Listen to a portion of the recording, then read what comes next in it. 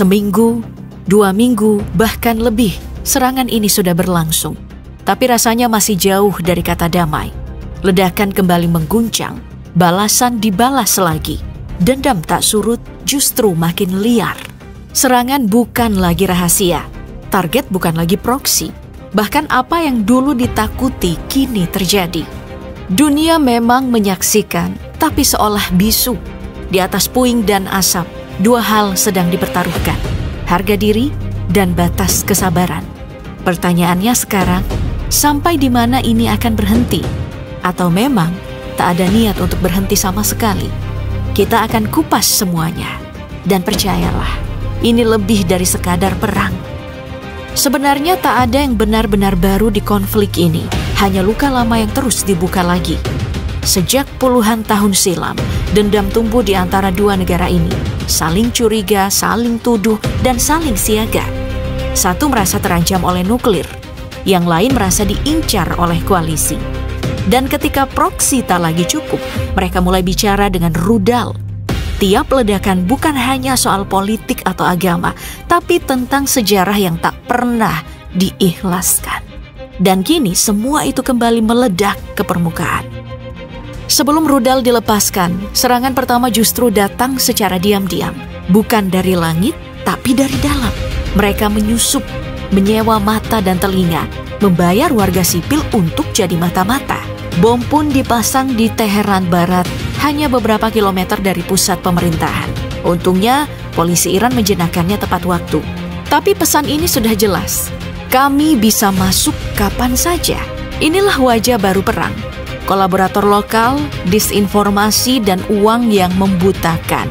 Ketika propaganda menyelinap dan tetangga sendiri jadi alat musuh, siapa lagi yang bisa dipercaya? Perang belum dimulai, tapi rasa saling curiga sudah mulai lebih dulu meledak. Dan yang meledak setelahnya adalah jantung strategi masing-masing negara. Tapi, serangan bukan cuma datang dari langit. Di dunia tanpa batas, Iran membalas lewat jalur yang jauh lebih sunyi, tapi tak kalah mematikan. Dunia maya. Beberapa hari setelah sistem-sistem penting lumpuh oleh serangan cyber misterius, Iran menjawab. 2 hari berturut-turut, jantung cyber Israel dibakar secara harfiah. Taman teknologi Gaviam di Beersheba, tempat berkumpul perusahaan-perusahaan cyber elit dan simpul strategis operasi digital Israel, jadi sasaran utama. Bangunan ini rusak berat, api menyala hebat, dan sinyalnya jelas. Iran tahu kemana harus menghantam. Tapi Iran tidak berhenti di situ. Mereka meretas ratusan kamera keamanan, baik milik pemerintah maupun swasta di seluruh Israel. Kamera yang dulu hanya merekam jalan dan toko, kini berubah jadi mata-mata. Iran menggunakannya untuk memantau efek serangan rudal, mengamati pergerakan pasukan, bahkan mengintai lokasi-lokasi sensitif yang tak terpantau satelit. Di saat dunia cyber kacau, dunia nyata ikut berguncang. Rudal telah diluncurkan dari Iran, membidik infrastruktur militer dan pangkalan cadangan. Dan dari arah selatan, kelompok Houthi di Yaman ikut menembakkan drone ke target-target Israel. Seakan konflik ini bukan lagi 2 arah, tapi mulai bercabang ke segala penjuru. Apa yang awalnya terlihat sebagai aksi balasan, perlahan-lahan menunjukkan tanda ini bukan hanya respons, ini bagian dari rencana.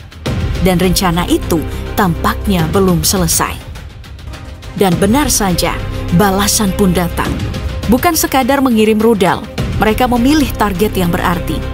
Di kota Qom, Iran Tengah, sebuah kapal intelijen diserang. Kapal yang diyakini jadi pusat kendali pengawasan digital itu tak lagi bisa digunakan. Di Bandar Abbas, depot senjata meledak. Tak jauh dari sana, sebuah blok apartemen runtuh. Seorang komandan pasukan Quds sayap operasi luar negeri Garda Revolusi dilaporkan tewas. Lalu di Khorramabad, Iran Barat, 5 anggota Garda Revolusi jatuh. Serangan ini telah menyasar jantung pertahanan dan simbol kekuasaan. Di Isfahan, untuk kedua kalinya situs nuklir di kota ini dihantam. Serangan ini bukan cuma mengguncang tanah, tapi juga kepercayaan publik.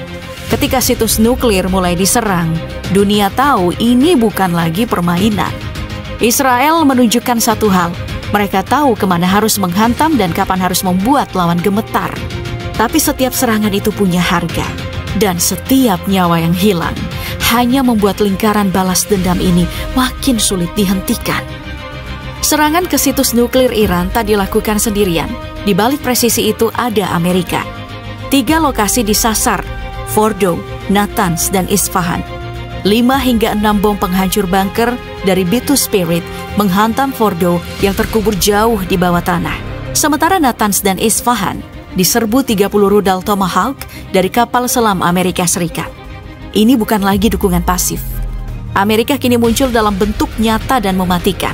Pertanyaannya, sampai di mana keterlibatan ini akan berhenti? Atau memang tak pernah ada niat untuk berhenti sejenak? Tak butuh waktu lama, hanya 1 jam setelah situs-situs nuklirnya dihantam, Iran pun membalas. Lebih dari 40 rudal ditembakkan ke wilayah utara dan tengah Israel. Ledakan menghantam kota-kota besar. Sirene meraung, langit memerah. Sedikitnya 86 orang terluka, beberapa kritis. Ini bukan sekadar reaksi emosional, ini adalah respon yang sudah disiapkan. Seolah Iran ingin menunjukkan, kalian menyerang fondasi kami akan mengguncang kota-kota kalian. Dan dalam setiap dentuman, terasa satu hal yang makin jelas, tak ada niat untuk meredam. Yang ada, hanya saling menaikkan taruhan. Di balik angka dan strategi, korban pun terus bertambah. Di Iran setidaknya 430 orang tewas dan lebih dari 3.500 lainnya terluka sejak konflik ini pecah. Sementara di Israel, 21 orang meninggal dan 590 luka-luka. Angka-angka ini bukan statistik. Mereka punya nama, punya rumah, dan cerita yang terputus di tengah ledakan. Dampaknya juga tak main-main. Israel menghantam fasilitas nuklir dan militer, depot gas, kilang minyak, hingga kantor penyiaran pemerintah Iran. Sementara Iran membalas dengan merusak titik-titik vital di Israel. Pelabuhan Haifa, kompleks militer dan infrastruktur cyber yang selama ini jadi andalan. Ratusan warga Israel ketakutan menyeberang ke Siprus. Bukan cuma bangunan yang runtuh, tapi juga rasa aman. Inilah harga nyata dari konflik terbuka. Kehancuran yang tak lagi mengenal batas dan luka yang belum tahu kapan akan berhenti berdarah. Tekanan terus menghimpit. Israel mulai kehabisan stok pencegat. Sensor tak lagi setajam di awal. Rudal Iran menembus lebih dalam. Dalam kondisi terdesak, Israel kembali merapat ke Amerika, bukan sebagai sekutu, tapi sebagai tameng. Tapi langkah ini justru memicu gelombang reaksi dari seluruh penjuru dunia. Rusia yang punya kepentingan langsung dengan proyek nuklir Iran tak akan tinggal diam. Setelah pertemuan menlu Iran dengan Putin, banyak yang yakin Rusia sedang menyiapkan respon dan bukan yang ringan. Sementara di Laut Merah, juru bicara militer Houthi Yahya Syari memperingatkan, kapal ataupun kapal perang Amerika akan jadi target jika terus ikut campur. Cina mengutuk keterlibatan militer Amerika. Mereka menyerukan gencatan senjata dan mendorong perundingan sebagai jalan keluar. Di sisi lain, dunia Muslim bergerak. Oki akan menggelar sidang khusus di Turki atas permintaan Iran. Presiden Erdogan bahkan menyebut Netanyahu lebih buruk daripada Hitler. Sebuah pernyataan yang mengguncang diplomasi internasional. Ia mendesak dunia menghentikan agresi sebelum semuanya terlambat. Konflik ini tak lagi milik dua negara. Dunia mulai ikut terbakar, dan tak ada yang bisa memastikan seberapa jauh apinya akan menjalar. Sekarang, dunia berdiri di persimpangan. Jika satu langkah saja meleset, konflik ini bisa berubah menjadi perang besar yang melibatkan kekuatan dunia.